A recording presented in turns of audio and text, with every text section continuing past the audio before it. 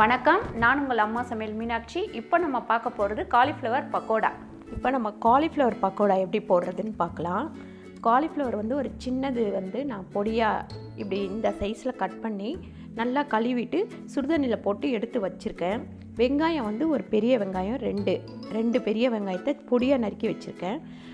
கடலை மாவு வந்து ஒரு 100 கிராம், பச்சரிசி மாவு வந்து ஒரு 100 கிராம், தேவையான அளவு உப்பு, தேவையான அளவு எண்ணெய், 1/2 டீஸ்பூன் மஞ்சள்தூள், 1 டீஸ்பூன் வெறும் மிளகாத்தூள். இப்போ பாருங்கள், நம்ம காலிஃப்ளவர் பக்கோடா எப்படி பண்ணுறதுன்னு பார்க்கலாம்.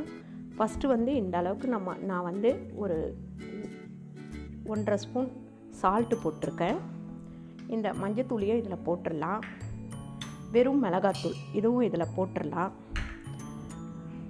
அரிசி மாவு, கடலை மாவு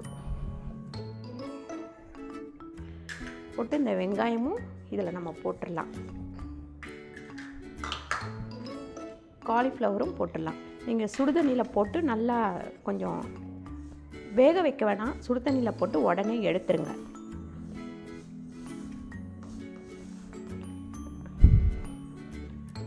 இது எல்லாத்தையுமே இதில் போட்டுருங்க. நீங்கள் வேணும்னா கொஞ்சம் சோடா போட்டுக்கோங்க. நான் இப்போதைக்கு இதில் போடலை.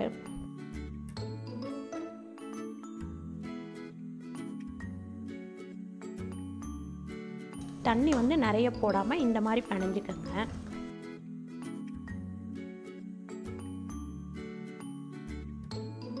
இந்த மாதிரி பிணைஞ்சி உடனே போட ஆரம்பிச்சிடலாம்.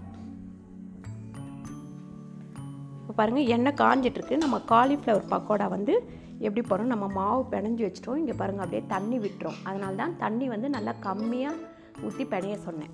இப்போ வந்து நம்ம இந்த காலிஃப்ளவர் பக்கோடாவை போட்டு எடுத்துடலாம்.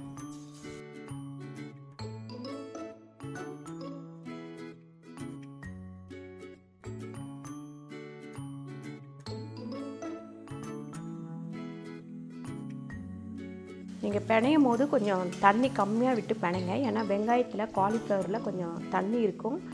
அதோடு சேர்ந்து இது வந்து சரியாக போயிடும். நீங்கள் முதல்லையே கொஞ்சம் தண்ணி ஜாஸ்தி விட்டுட்டிங்கன்னா அப்புறம் கொல கொலன்னு ஆகிடும்.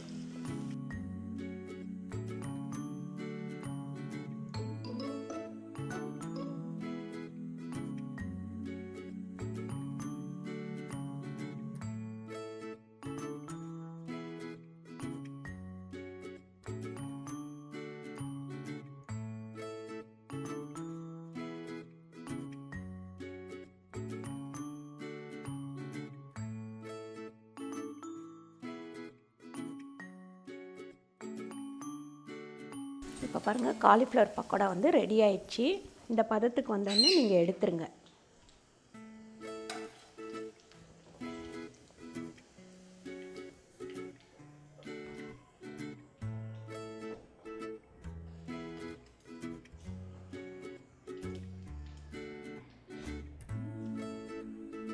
பாருங்கள், காலிஃப்ளவர் பக்கோடா வந்து ரெடி ஆயிடுச்சு.